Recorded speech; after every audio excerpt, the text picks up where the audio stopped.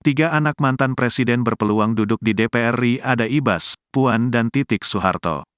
Ada tiga anak mantan presiden yang kembali maju sebagai calon legislatif DPR RI dalam pemilu 2024. Dan hasil perolehan suara pemilu 2024 sementara ini ada tiga anak mantan presiden yang raih suara banyak.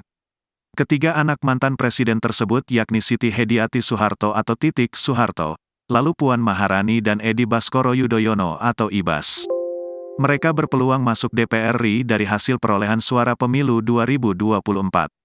Titik Soeharto, putri dari mantan Presiden Soeharto yang maju dari Partai Gerindra dari Dapil di Yogyakarta.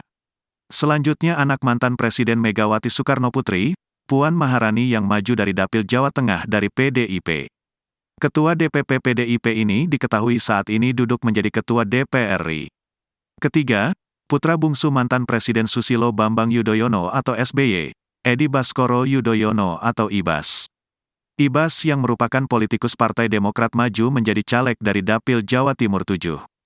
Dilihat dari perolehan suara putra SBY, Edi Baskoro Yudhoyono meraup suara tertinggi dibandingkan Puan Maharani dan Titik Soeharto. Ibas diketahui mengantongi 318.223 suara.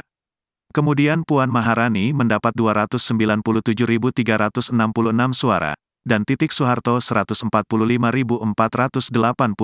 suara.